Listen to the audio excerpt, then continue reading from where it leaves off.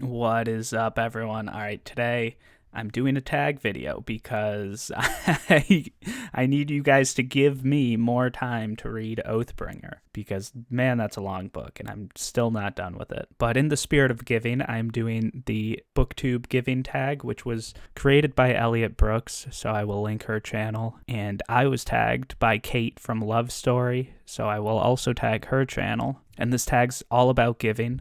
Elliot asked people to give money to the Phoenix Children's Hospital, which I will also link in the description. Yeah, I don't know anything about them, but I assume they are some sort of hospital for children. All right, first, what's one book you wish you could give to everyone? I am going to do a cop-out answer and pick two books, but one is Manufacturing Consent by Noam Chomsky and Edward Herman. This book came out in 1989, but it is so still relevant today. This is a media critique, and in a day and age where there are a lot of bad media critiques, you know, there's like fake news. Obviously, that's not a good media critique. And I feel like most people aren't actually exposed to good media critiques very often. This book is incredible. Just the amount of detail and like the comparing different historical situations and how the media covers them is just amazing. I can't recommend this book enough. And it's made me a smarter media consumer. The second book, very briefly, Howard Zinn, A People's History of the United States.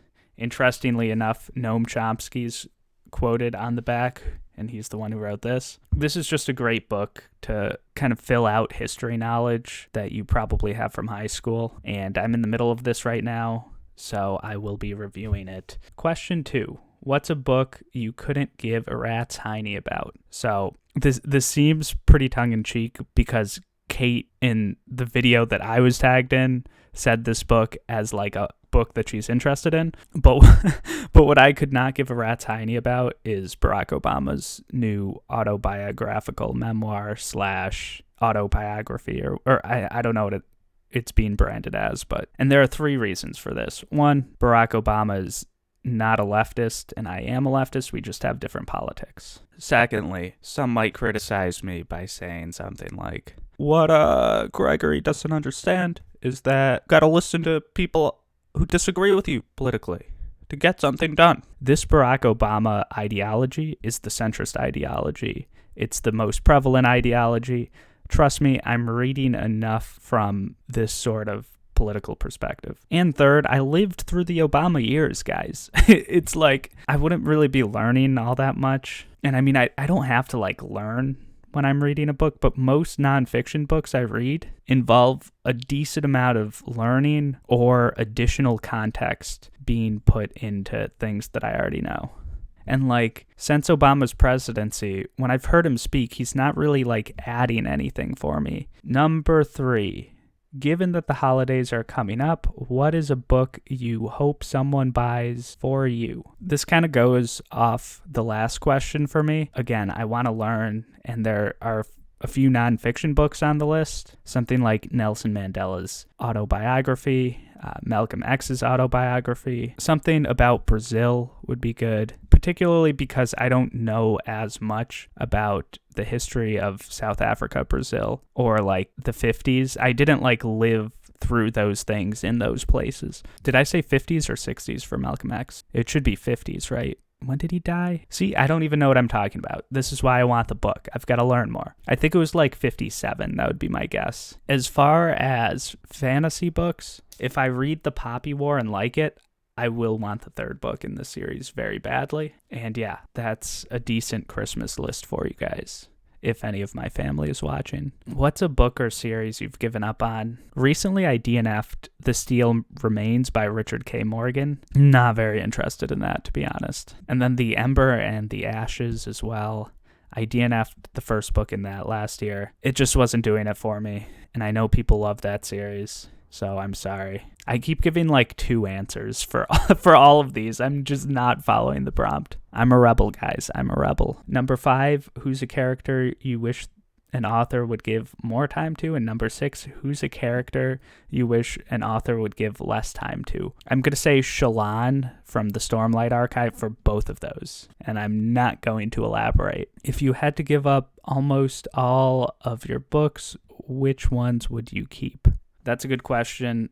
I think I would keep We've Got People. I'm not sure if this is the first book I reviewed on my channel. I'm trying to think. I think it was Lightbringer, actually. But this is definitely the first nonfiction book I reviewed on my channel. And I took a ton of notes in this book.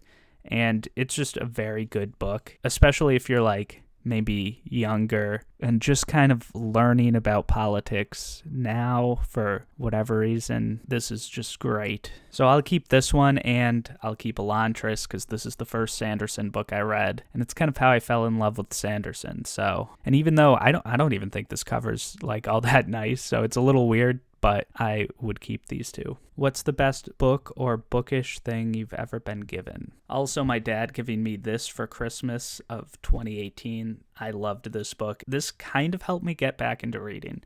And Bernie Sanders is obviously great. As I've said multiple times, I'm a Sanders shill and a Sanderson shill, and that gives you a pretty good idea of where I'm coming from when I talk about books or the type of books I like, 10, name a time in a book that a character was given something really meaningful. Yeah, I don't know. I can't think of anything. I'm sorry. So I'm just going to tag people. I'm sorry if any of you have already done this tag.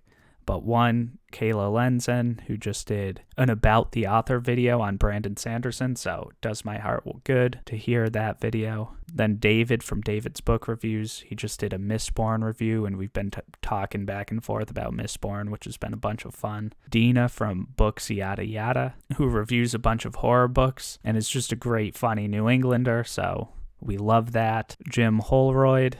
He's talked about how much the Malcolm X autobiography influenced him, and that's just made me want to pick it up more, so I definitely love his channel. And then Tina over at Crack a Book with Tina.